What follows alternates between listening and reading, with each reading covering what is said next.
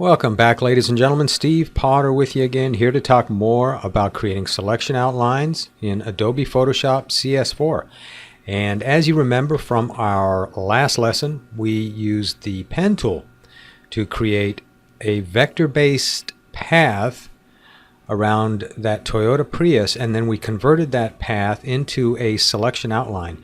And the pen tool, as I explained in the previous lesson, is my favorite way to create selection outlines in Adobe Photoshop.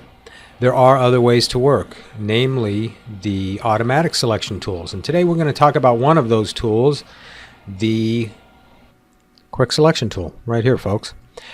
All right, if you want to follow along, go ahead and download jeepstart.psd from our website, and you can work right along with me here. Now, the quick selection tool works based on contrast. And what I mean by that is, when I click and drag, what Photoshop is doing is drawing a selection outline based on differences in luminance values of adjoining pixels, okay? When I click and drag, Photoshop is going out and looking for the luminance values to cross a certain threshold, and at that threshold it goes ahead and draws a selection outline. So naturally, with that said, it works best on high contrast images. Okay, this is not a high contrast image, and I chose it for a reason. It's going to challenge us.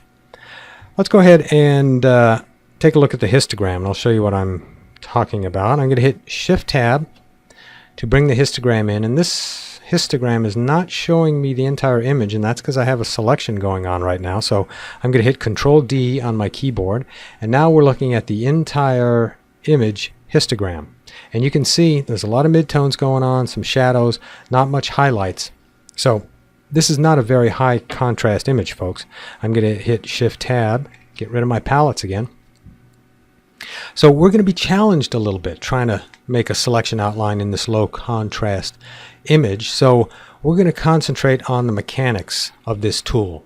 All right, let me show you what I'm talking about. Go ahead and click inside the area you want to select, and obviously we're going to try and select this Jeep and isolate it from the background. All right, so now that I've told Photoshop what I want to select, before I go ahead and select the rest of what I want to select, I'm going to train the tool on what I don't want to select. And to do that, move the brush outside of the area you want to select, press and hold the Alt key, and then click and drag around the outside of the area that you want to select. Okay, we're telling Photoshop what we don't want. Okay, there. Now that's going to make our job of selecting the Jeep much easier. Next thing you want to do is come up here and make sure Auto Enhance is selected. All right, and then come in here and continue painting.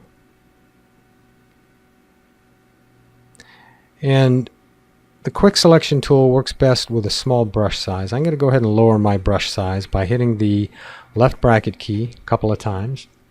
All right, let me continue here.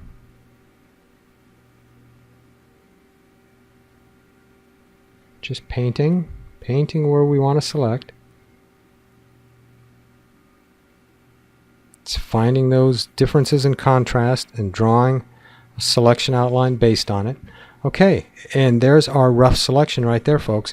Now what we want to do is zoom in, take a closer look, and refine our selection. All right. To zoom in, I'm going to hold the Control key and the space bar simultaneously. That gives me the zoom tool. I'm going to marquee around an area I want to zoom into and release, and there you go. All right, you can see it missed some of the Jeep right here. Let me make my brush smaller. Left bracket. Okay, and then just go ahead and paint along that edge. And you can see it's doing a pretty good job of selecting the areas that it missed.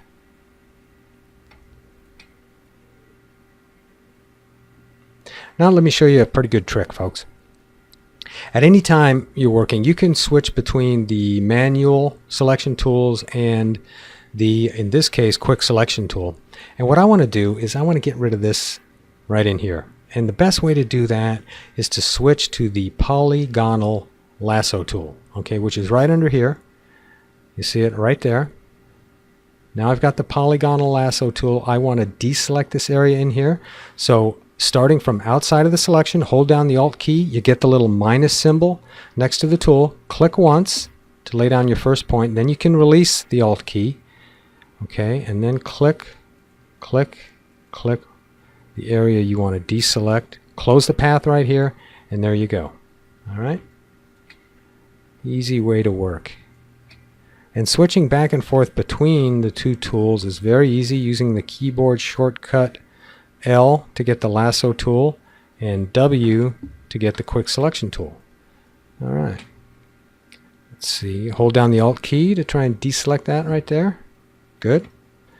Hold down the Alt key and try and get rid of this little bit of dirt that it selected. Good. All right, let's follow. Did a pretty good job in here. It's a nice selection outline considering. Okay, right here it gets a little fuzzy. I'm going to go ahead and get the lasso tool by hitting the L key and holding down the Alt key, getting the minus, clicking once, closing it, and there you go. I want to deselect here, so same procedure. Hold down the Alt key.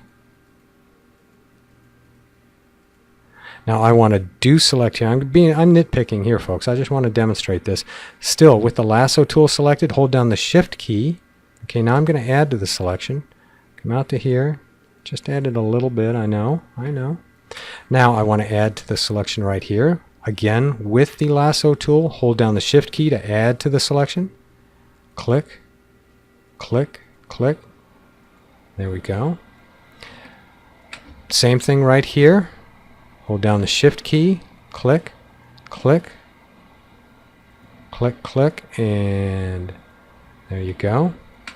Right here, hit the W. Let's get the quick selection tool again. Let's see if it's smart enough to get rid of that. Hold down the Alt key. Yeah,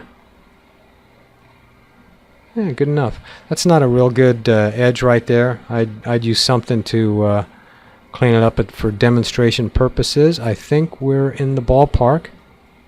Let me zoom out, hitting Control minus on my keyboard a couple of times. Make sure there's no areas that I missed, which is easy to do. Like these rims here, that would be easy to miss if it didn't select it.